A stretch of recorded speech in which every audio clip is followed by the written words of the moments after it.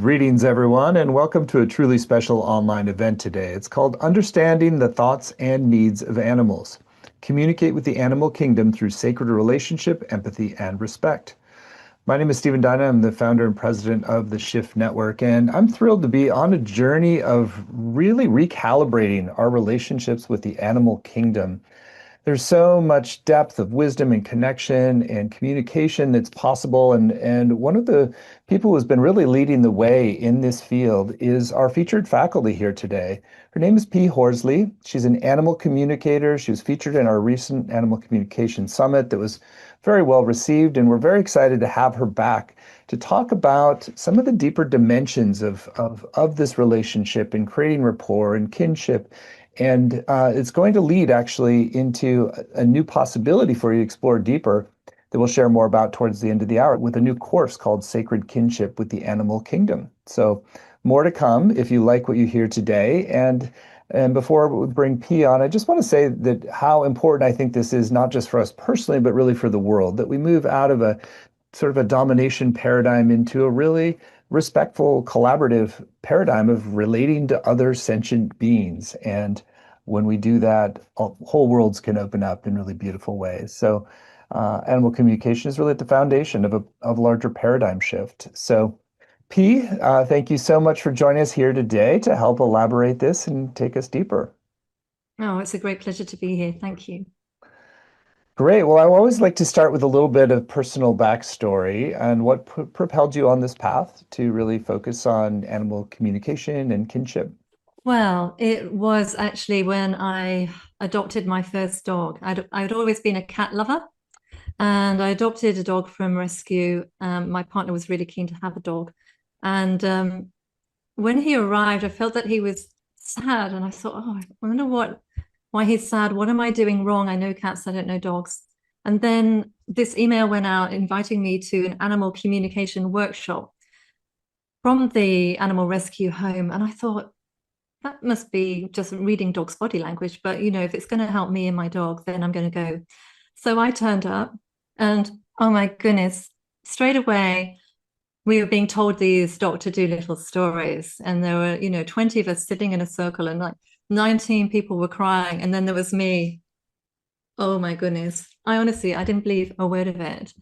And I nearly walked out at lunchtime, but something made me stay. And then in the afternoon, we were paired up. I had to start talking with a complete stranger's rabbit through a photo of them.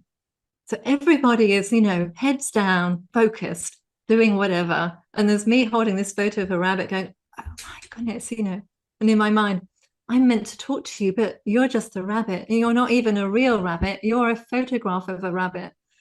And then I heard this voice in my head, which it was kind of my inner voice, but with lots of attitude, lots of tone. Who the heck do you think is listening to you? Just get on with it. And I'm like, oh my goodness, I feel like I'm being brainwashed by this group to believe that this rabbit is talking to me from a photograph. And I had to ask, what do you like to eat? Who's your best friend and what's your favorite activity? I'm starting to see pictures. I'm seeing green leaves. I'm seeing a dark coffee colored rabbit, and I'm seeing a sofa. And then we have to swap and compare notes. And the guardian of this rabbit said, okay, well, green leaves are not my rabbit's favorite food, but he is bonded with a dark coffee colored rabbit. And I do rabbit rescue, so I have loads of them, but only one coffee colored one. And his favorite activity is to sit on the sofa at night and watch TV, and only one program, and it was You've Been Framed, where human beings are making fools of themselves. So that was one thing, and I kind of was a bit like, okay. But then, so this woman that I was partnered with, she had a photograph of my cat, Texas, and she started to tell me, she described my hallway, which is very distinctive. She described my sofa, where it's positioned, and the name that I call it, which is not the normal name, and his favorite thing to sit on in the garden and where it's positioned. It was like Texas had given her this, private tour of my home behind my back. And that experience made me go, there's got to be something in this. And I went home, I told my partner, I think I've been talking to a rabbit, and she said, what did the rabbit say, to her credit? And it was that was the first moment I went back and I did a second workshop, and then I had this light bulb experience where this is what I'm meant to be doing. Because I used to work in theatre and stage management for 15 years, and I was working in the West End, and I just had this feeling I don't want to do theatre the rest of my life. I want to get back to my first love, and it's animals, but I don't know what the job is. I don't know what it's called. It's out there somewhere, but I've got nowhere awareness of it. That's when Morgan arrived. Then I had my light bulb moment, and that's when my life changed. Well, I love how transparent you are with your doubting mind as well at the early phase of this, because I think it can sound a little out there talking to a rabbit photo. But so maybe taking from that point of like loving animals but not believing this kind of communication is even possible, how did your relationship with animals start to unfold as this bidirectional communication channel started to open? Well, it just became really helpful, you know. I mean, I've always adored animals right from a child. I didn't have a Tiny Tears doll. I had animal soft toys, you know.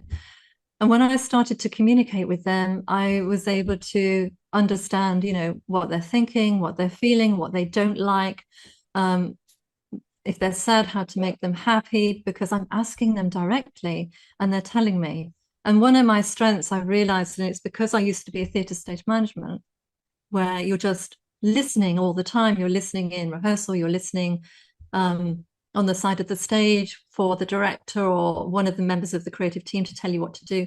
So I am able to receive information through thought forms, which is one of the methods, where I'm hearing these words in my mind, mostly in my own inner voice. And so it's incredibly useful for me. I get, you know, I receive feelings as well, and I get the images. The thought forms are really, really useful for me. And through communicating with animals, I'm able to help them with their behavioral issues.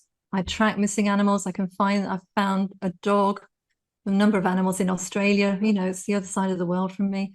And it is through their photographs. So in fact, you know, the photograph is a very useful piece of tool as a point of focus. It's kind of like almost like a homing beacon to the actual animal. So what have you learned about the thoughts and needs of animals as a result of becoming an animal communicator? Well, I've learned that, you know, that they are really aware, conscious, feeling animals that we need to respect. They're all individuals. You can't say, like, you know, you can't say two humans are the same. You can't say that two dogs are the same. You can't say that all whales are the same. And so I've learned that to you really my method is that I really want to enter into communication with animals in a very respectful, ethical, heart-led way, but that's also really deeply practical. So I see them as conscious beings. I see them as intelligent collaborators, and also living through the same pressures. You know, they they experience grief, they experience love and uncertainty, just like we do. So animal communication, I've learned since that first workshop, I've learned it's not Dr. Dolittle, it's not a mystical trick or a feel-good tool. You know, it's real and it's relational and it's life-changing. Beautiful. Well, let's talk a little bit about your specific method that you've developed, the five-step method for creating heart-centered telepathic connection, and first laying some groundwork of whatever preparation you need to do in terms of like opening to be able to do this work, and then yeah, then take us through that a little bit. Well, the five-step method is a very repeatable, simple method that everyone can do. And I think that overcomplicating animal communication and how we connect with animals kind of prevents us and it creates a barrier. So this five-step method is super simple. So it begins with connecting with our breath so that we start to move ourselves into a state of relaxation and presence. And then it moves down into the heart. So we're connecting with our heart energy and our love for animals, because unconditional love is the tool that we use, in a sense, to forge this connection with another sentient being. I always like to say to all animals, I love you. And I do that because it sets the agenda of, this is where I'm coming from in my connection with you. And then I like to introduce myself. Generally, I do this and I invite other people to do it with animals who are more domesticated. With wild animals, I've found communicating with them, they just want to get straight into it, straight into, let's have this exchange. What is it you'd like to ask? What is it you want to know or share with me? But with our cats and our dogs and our horses and our goats and all of these creatures, you can say, hi, I'm P and I'd really like to communicate with you. Then that gives them this choice, because animals' free will is really important. Do they want to? Is it the right time? Am I busy? I remember asking my cat, Texas, where are you? And I received his reply, I'm on important cat business. And it's like the phone went down. So not all animals are ready or, in the frame of mind or wish to communicate with us. That's hilarious. I could definitely see some cats that would say, I'm on important cat business. So that's hilarious. I want to go back to, you said free will and the whole issue of, like, I think I want to kind of invite you to just reflect a little on how we've sort of been acculturated to sort of be sort of a domination paradigm over animals, and the sort of respecting free will, sovereignty, saying I love you, starting from their heart base. There's a little bit of a rewiring that has to happen, I think, for us culturally. And so maybe speak to that and why that's important for the communication to really proceed. Yeah, I think the first step for everyone is to really embody this knowing that animals are conscious, to really awake to that. And it's not just about what we're observing from the outside. They can actually communicate with us telepathically. And so we need to acknowledge that they're intelligent, they are feeling, they have their own perspective, they have emotions, and they have an agency. I remember when Texas passed over, my dog Grace, who you might hear barking, she she went into a really deep grief. She really missed having an animal, a cat, it had to be a cat, in the home with her. And I knew that the only way to heal her heart was to get her another feline. And she adores kittens. So, she'd see kittens on the TV and she'd be right in front going, so, and I couldn't immediately bring a kitten into our lives because I was still grieving myself. But then this kitten found me and found Grace, and then Grace completely healed. It was like overnight heart healing. So animals grieve, they have choice. We know when we're living with them that they can be really clear on what they will or they won't eat, whether they want to go for a walk or not, stay on the sofa. They're making their own decisions. And they can share with us. This is important to know. They can share with us what they feel, what they think, what matters to them, if we just open ourselves to receive that. And science has proven certain aspects of animal consciousness. I don't know if you've heard of the Cambridge Declaration on Consciousness that happened in July 2012. So, Maybe vaguely, I don't remember exactly. Say more. so that was a formal declaration and an acknowledgement that many non-human animals, including birds, mammals, cephalopods, also possess what we know as the neurological substrates that generate consciousness. I remember reading about it, and they said, why has it taken us so long to make this declaration when it's so obvious if we just look to animals? So with animal communication, we don't need tricks, we don't need fancy ways to do it. It's all through the heart energy. And it's just like any skill. I believe it's about remembering, actually, because it's innate in all of us. And so when we connect deeply with curiosity, super important, patience, and maybe the guidance of, an experienced mentor or a teacher, it comes really easily. We start to find, oh my goodness, we're doing it. I'm receiving impressions of images in my mind or emotions I'm feeling or subtle sensations in my body. Maybe I'm even getting smells and taste. And that's all happening through this heart connection. It's all through heart energy. Beautiful. Do you want to share a little bit more about the process, like the receiving of the information, and how to be kind of really discerning and ethical, and how to sort of work with what information comes from the communication? Yeah, so there are a number of different ways, and you don't have to have all of them. You might start with a couple of ways. It's about pathways of this energetic electromagnetic energy being received by us. So it's images, it's feelings, it's thoughts, which is my strength. It's also the gut knowing that we have. All of us seem to have a gut knowing. I walk into a house, I like the vibe, or I don't like the vibe.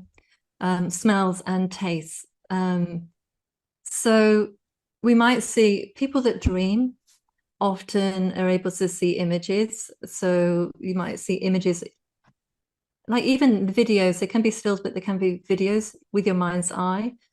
You might find that you're starting communicating with your dog, and you're starting from this place of neutrality and presence, and you're asking, how are you feeling?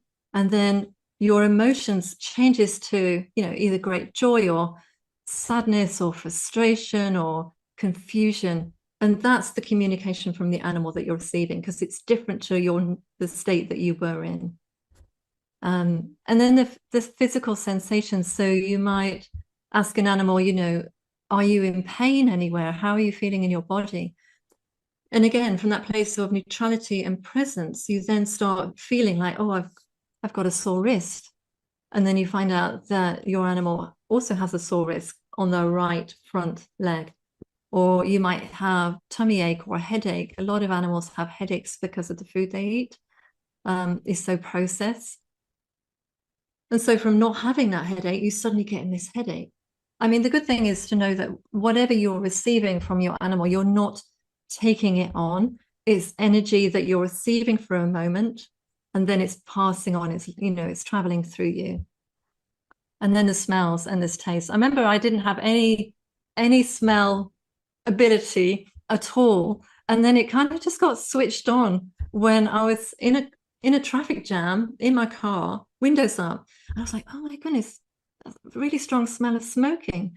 And then I was looking around, and then somebody in the car behind me was smoking. And it's like, I don't know how that got switched on, but suddenly smell was activated. Fascinating. Do you want to share anything about just projection and bias and other things it's good to be aware of in terms of discerning what's yours and projected and what's really coming from the animal? Yeah, so I feel that telepathic connection must always be ethical. So animals have autonomy, and our role is to receive and not impose. So that means noticing impressions without forcing interpretation, honoring their boundaries, respecting their presence. So a good question to ask yourself if you're wondering is, am I projecting my thoughts or expectations onto this animal? Am I approaching them with curiosity, care, and openness? So think about a familiar situation. So many of us love our animals, whatever species they are. We want to show them affection by stroking them, but sometimes they pull away, so do we insist, no, I want to touch you, or do we respect their boundaries? There was one of the workshops I was teaching in the Isle of Wight. There was a cat who came as a guest teacher, and everyone was sitting around, and there was this one person who had proclaimed that she's the most amazing cat person in the world, that all the cats love her. And this cat literally went around and sat on every person's lap except hers. Even came and sat on mine at the front. And she was like, what's going on? And the cat was trying to teach her a lesson that it's not about your wants, it's about my free will. So ethical telepathy is similar. We receive, we don't force, we don't expect, and we just really honor what the animal is communicating. Hmm. So, It's a great and even, story. and even, in the first encounter, just noticing your own habits, your own biases, what you presume, your assumptions, it's all part of learning to relate to animals ethically. I remember I was teaching in Italy and we had a dog guest teacher there who couldn't walk with the back legs, only on the front two legs.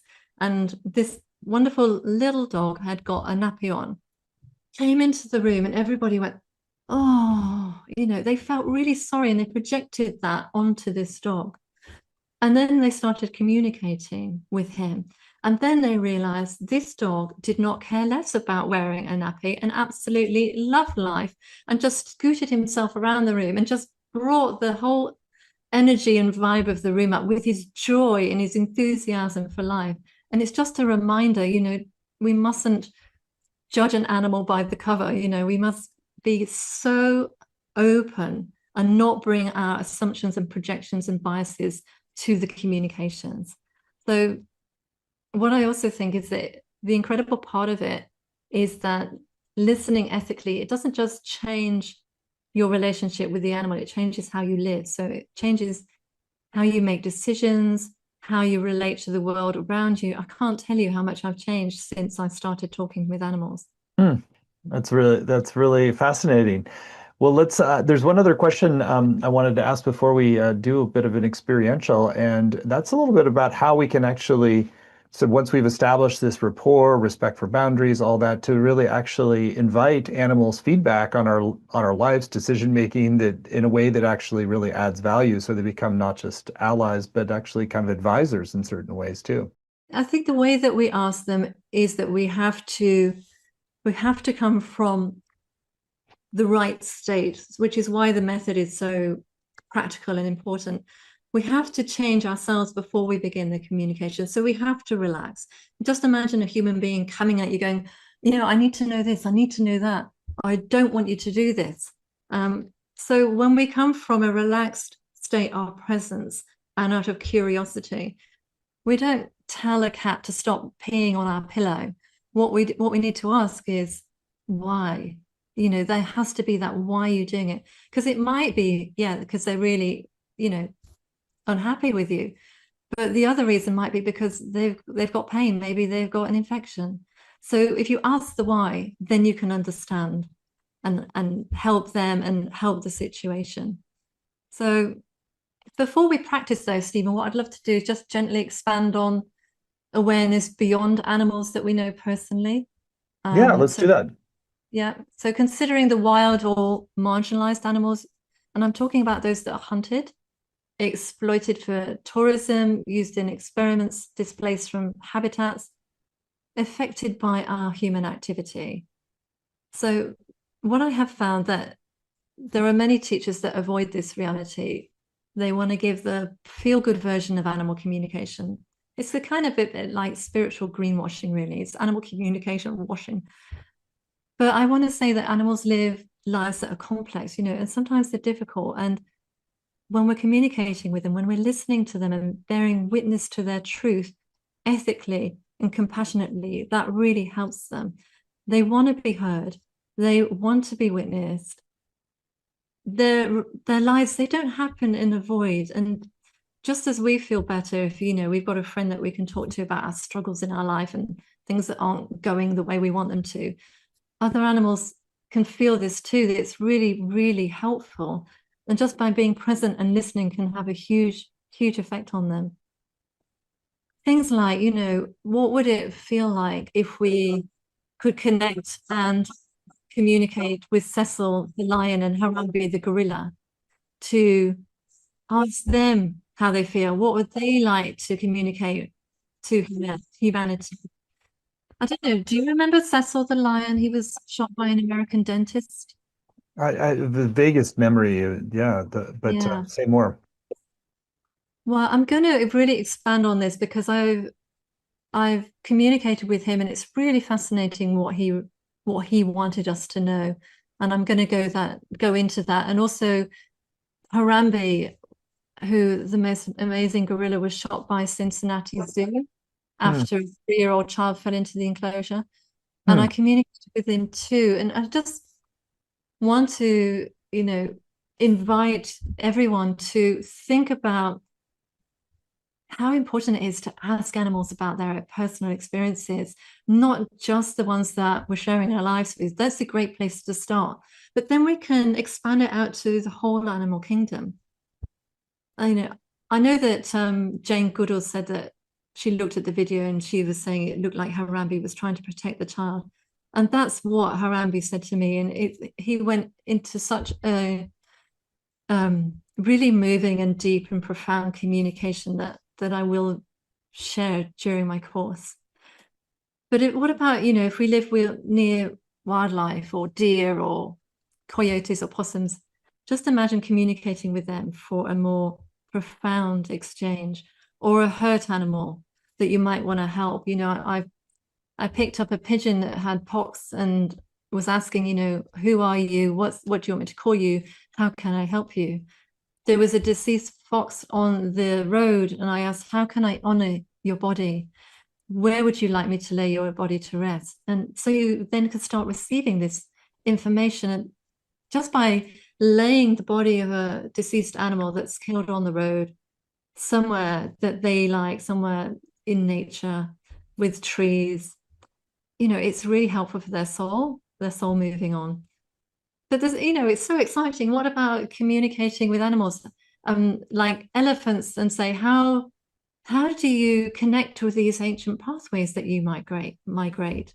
So it opens the door to so much more when we do this, and just sensing a wild or impacted animal, feeling their awareness, emotions. Sometimes they really share with us the most amazing wisdom as well.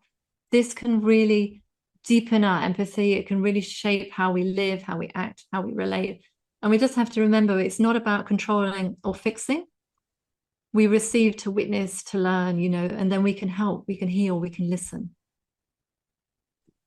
Well, it's just a revelation to learn from you, P. I'm so much great information and insight, and I look forward to hearing more about Harambe and Cecil in your course. But let's take a little time now to do an experiential where people can really start to taste a bit of what you're telling us about now. Perfect, perfect.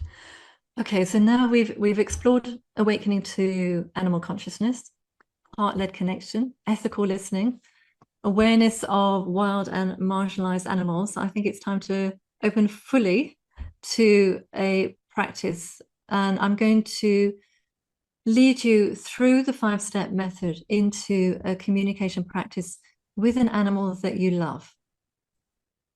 And what you're going to be receiving is, what it feels, what it thinks, gently, ethically. And you really don't have to do you have to do very little. It's really about being present with your heart. So find somewhere comfortable and think about an animal that you would like to connect with. So it could be an animal that you live with, but it could be a wild animal that you admire, that you have reverence for. Any animal you feel drawn to. And just be aware, if you have a number of animals in your life, what I've experienced sometimes during this practice is that you focus on one, but then another one goes, no, no, me. And they come in. And that's okay. It's all okay. Whoever wants to be with you. Okay.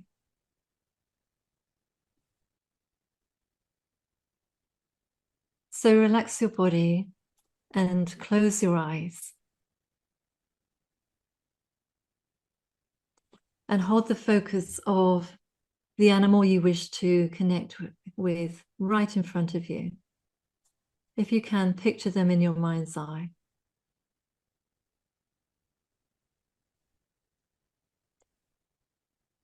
And now start connecting with your breath. So breathing in through your nose and out gently through your mouth, through gently parted lips.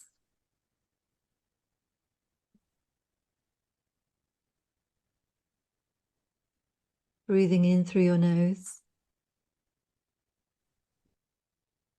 out through your mouth.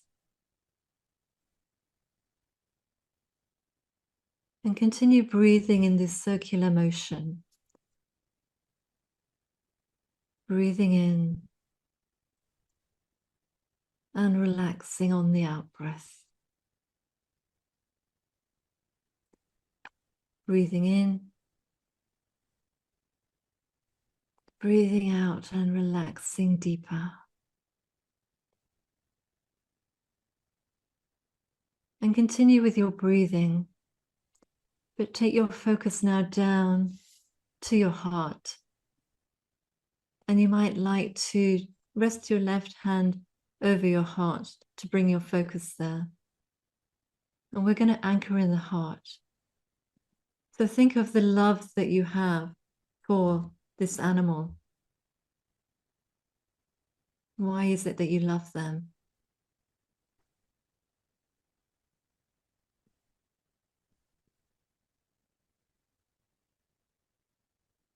That ignites the frequency of love.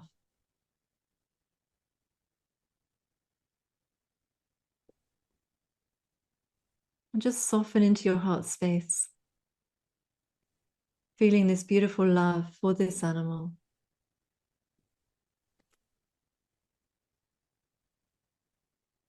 And now we'll connect heart to heart. So imagine now a beam of love from your heart reaching over to the animal in front of you.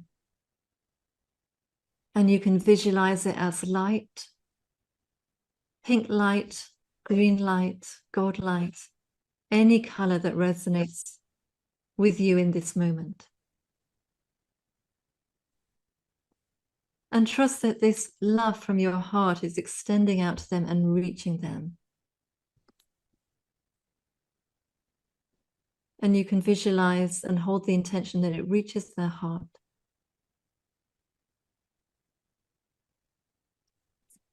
And then out loud or silently in your mind, say to them, I love you. And use their name if you know it. I love you. This is the foundation of animal communication. And then we're going to greet them. Hi, my name is, and I'd love to communicate with you.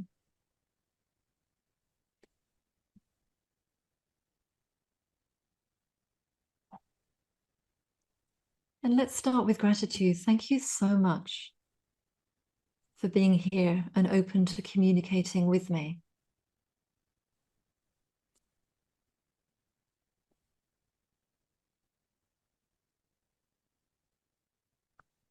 And now ask them, how are you feeling right now?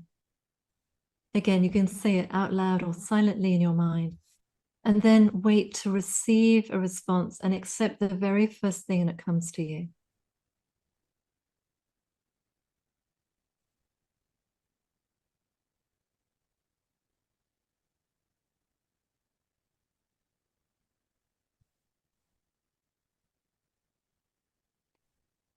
And ask them, what do you want me to understand about your life?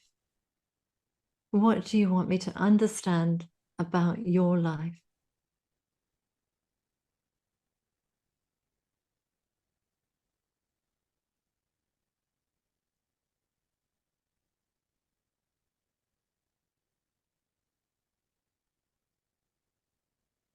You might receive thought forms, but it could be emotion, it could be images, sensations.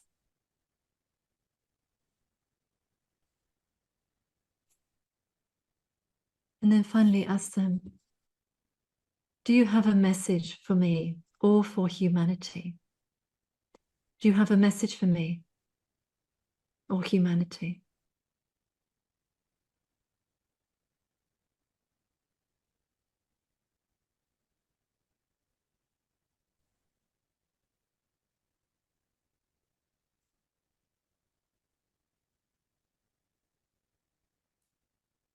So just listen and allow. Let the impressions come to you without trying to interpret or control. Just notice what you receive.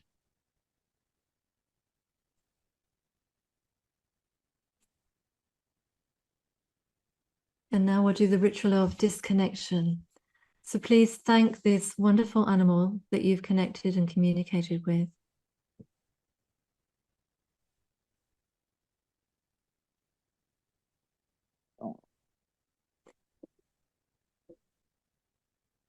And then imagine putting them in a pink bubble of love. Yourself in a pink bubble of love. And then dissolving that beam of light from your heart. So very gently and cleanly separating your energies with intention.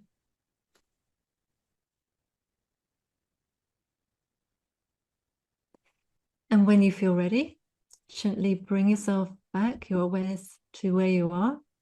Take a deep breath and then open your eyes. Lovely, thank you. It's kind of a fun message there from deceased cat named Foxy that I totally loved, and so she was just her message for humanity was more purring, like vibrational, more vibrational attunement beyond words, like this sort of the like we've actually thought about having a course on humming. Jonathan Goldman wants to teach, but like there's actually like a way that verbalizing kind of more of like kind of like actually helps attune human energy systems. So it's kind of the purr. That's how I was translating the whole more purring. It's beautiful. I think scientists have proven that the purring is an energetic healing frequencies. Yeah. And lots of cats, will lie on your chest. I had COVID when my current cat Frankie arrived, and I said to my partner, I just don't know whether I can, welcome a new kitten. I feel so full of COVID. But she arrived, and the first thing she did was just sit right here and purred and purred and purred. And I do believe that she helped me get better. A little energy healer needed to resuscitate your lungs there. Yes. Yeah. That's that's really wonderful. Did you have any message yourself come through, or you were just guiding one? I was just guiding. I was just guiding. Hmm. Do you want to share? I think your stories are particularly illuminating. Any other stories you want to share just about the power of this kind of work? Oh my goodness, just so many. How can I boil it down? Um, uh, I'll share it. Like, I'm still a bit wowed out. I still get wowed out myself. I've been doing this for over 20 years, but I'm still like, oh, did that really just happen? I was um I was facilitating a animal communication retreat in Botswana, and every morning we would stand in a circle and come into our heart space and open up to the animal kingdom.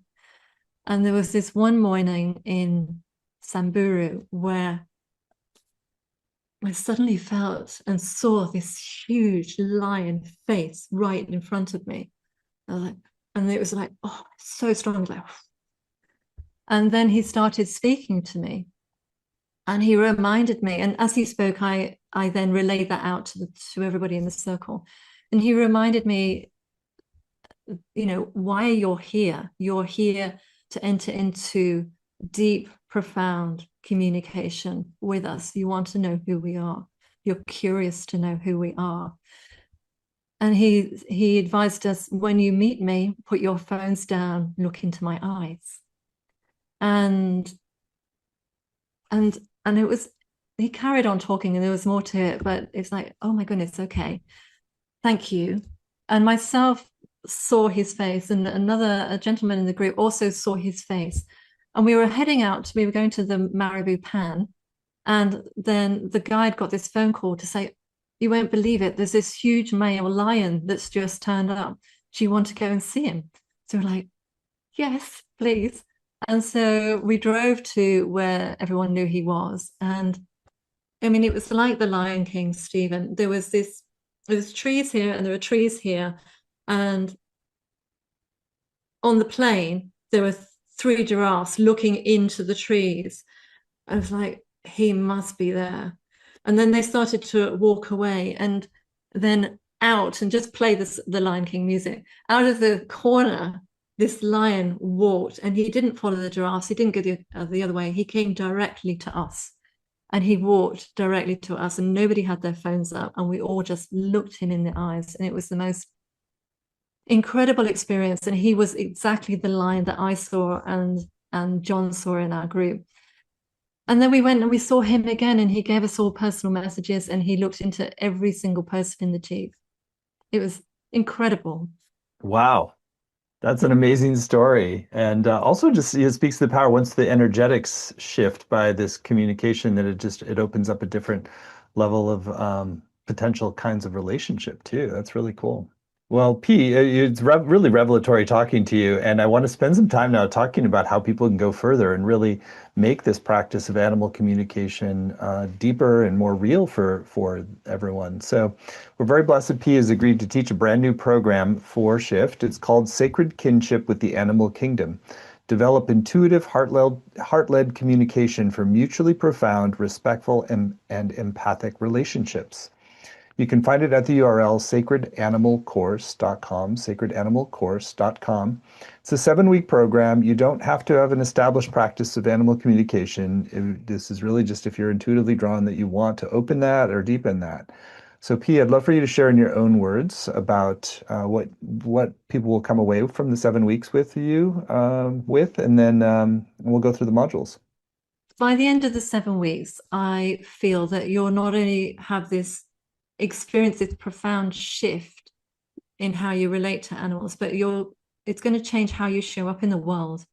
So you're going to leave a completely different human, more awake, more compassionate, more attuned to life, and ready to act, listen, and co-create in alignment with the wisdom of the animal kingdom. So I know that sounds big, Mm-hmm. but it is big and it's deep, and I really like going deep, but I do it in a fun, light way, so don't feel scared.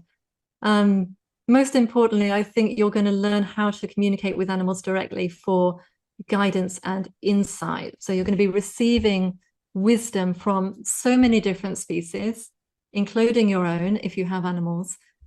And this wisdom that you receive, I find that animals can really support, our own choices, our relationships, our personal growth, whether to move home, whether to take this job, how to create a deeper, more profound connection with all of nature. And you're going to be carrying this as a living practice. You'll find it's a way to navigate life with clarity, with presence, through this deep interconnection. It's really life-changing. It's a way to learn to embody harmony and coexistence with the animal kingdom. And I can't speak highly enough of shifting into this incredible awareness of coexistence with the animal kingdom.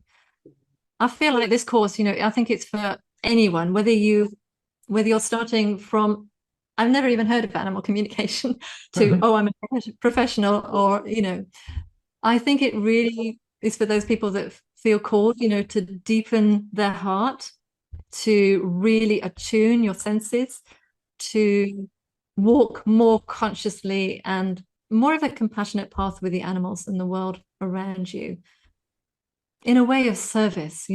That's why sacred kinship really is what you're going to receive and be able to embody at the end of this course. Beautiful. Module 1 goes into awakening to animal consciousness, how to enter into more connected relationships with the animal kingdom.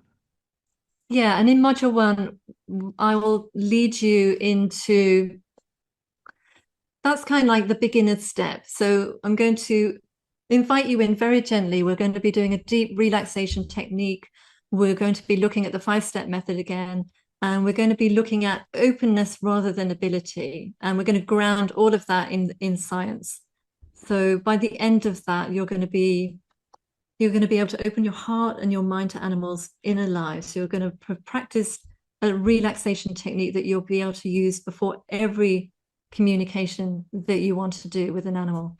And you'll get to practice the 5-step method again so that you can really simply embody it and find it really easy to do over and over again with, again, any species of animal. Module 2, seeing through their eyes, deepening your connection with animals. Yeah, so we're now taking the next step. we do build each module. We're going to be exploring 3 practical ways to develop animal communication. So we're going to be exploring a Gestalt-based practice of looking through an animal's eyes. That really helps us to step into their perception of their world. It also helps to like refine telepathic awareness. So it's a really perfect next step. We're also going to be looking at energy, frequency, and emotional states, and how these states create the foundation of really clear ethical animal communication. And we're going to be practicing sensory expansion. So if you feel like, oh, I'm not getting anything yet, don't worry, because in module 2, we're going to be honing in on the senses as well. Module 3, unconditional love and animal sovereignty, learning how to relate with greater respect.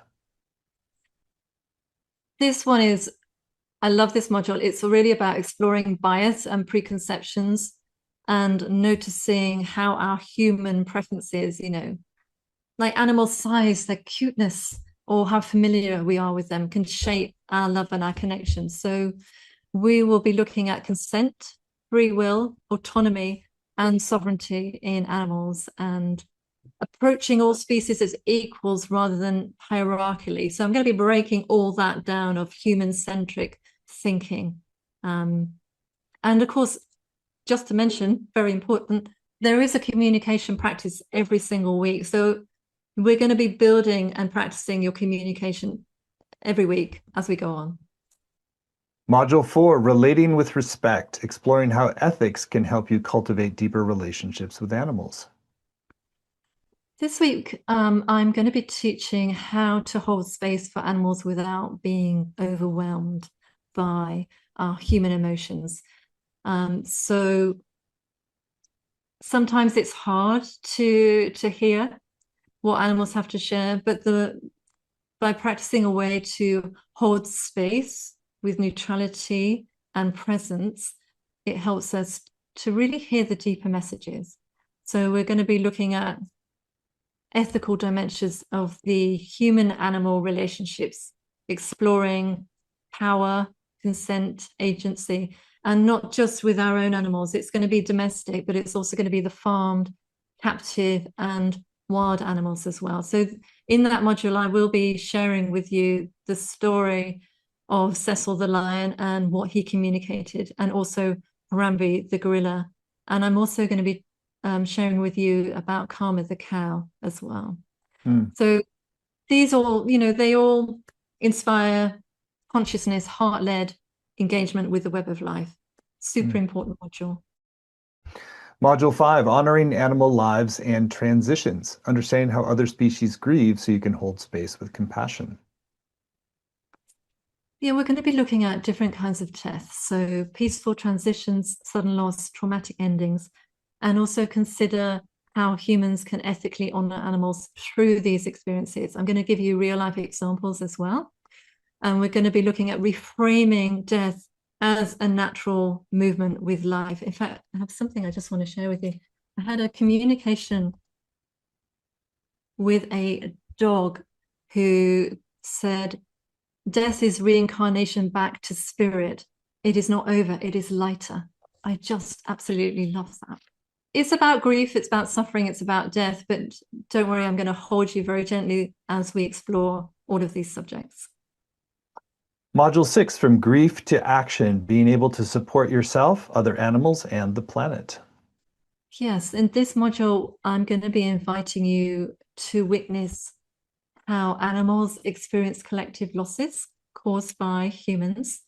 So extinction, habitat destruction, pollution, systemic harm. I'm going to be giving you lots of examples for this, and also supporting you with the From Grief to Grounded Compassion meditation. And we'll have a communication practice as well, so that we can ask animals about this subject and how we might be able to step into sacred service, where humans are supporting animals and contributing to the well-being of the entire animal kingdom and the planet. And finally, Module 7, vision, guidance, and co-creation, living in partnership with the animal kingdom. Okay, my favorite module. So I'm going to be inviting you to deepen your connection with your personal animals and then expand that awareness out to wild beings, of the land, of the air, of the water.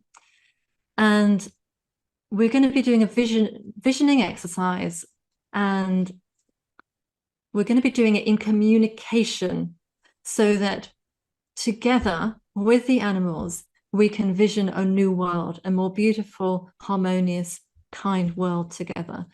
So, this is all about ethical, life centered approaches to human systems rooted in reciprocity, respect, and co creation.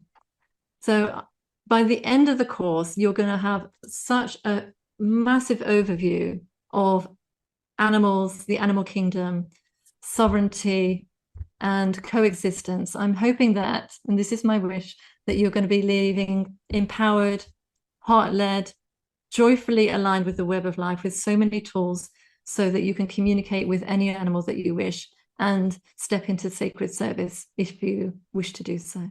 I love the intention. That's beautiful that what people will come away with in terms of that sacred relationship and partnership. So beautiful. Well, Pete, you're very inspiring as a teacher, and clearly you've walked this path for 20 years and you are in your Dharma, and this is a beautiful offering. So again, the whole course is laid out a little bit more detailed than what Pete just shared here at sacredanimalcourse.com. If you choose to move forward, you're going to get not only the 7 90-minute live sessions with P, which includes time to engage practices together and do live Q&A. You also have recordings of every session, both video and audio, as well as word-for-word transcripts to work with, study, and highlight. There are weekly practices for home to really deepen your knowledge, and there's a community group to support you and connect you with people all over the world, as well as small group time to connect with other participants.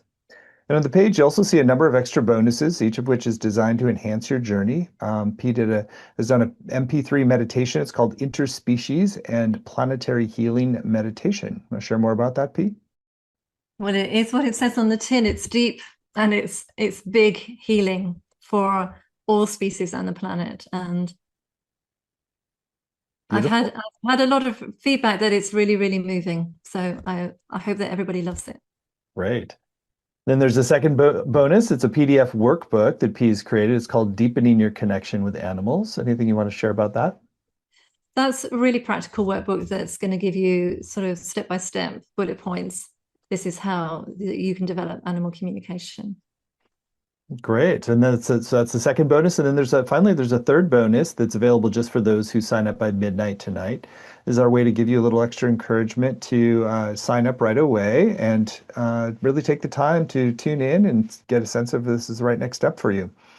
So this is a video workshop from P called Revitalizing Our Relationship with Nature. So you want to share more about that workshop? Yes, it's a guided animal communication course where I'm going to be bringing you into lots of different practical communications with different aspects of nature, including animals. Hmm, beautiful. That's a great extra reason to sign up today. So, P, you've been so generous with this program, and I really feel like you've covered such important terrain in such a heartfelt way. So, we know it's going to be an amazing program. We've kept the investment very accessible. It's just 3 payments of $128, or you save 10% when you pay in full with one payment of $349. The course is going to start on April 6th and run Mondays at 11 Pacific, 2 Eastern. And even if you can't make those live times, though, you can still get the full value with the recordings, the transcripts, and the community as well. So there's some beautiful testimonials on the page about P's teaching, her kindness, calm energy, great understanding, and what an enriching experience it is for people. So you know you're in really good hands, and you're learning from 20 years of deep experience. So I think you're going to be totally blessed if you move forward. So again, it's all at sacredanimalcourse.com, sacredanimalcourse.com, and you will get that special bonus if you sign up by midnight tonight, which is called Revitalizing Our Relationship with Nature Workshop. So P, it's been really delightful to be with you. There's such a warmth about you that shines through and how you talk about relating with animals and real depth. So thank you. Anything that you want to still on your heart that you want to share with folks who are considering doing the full course with you?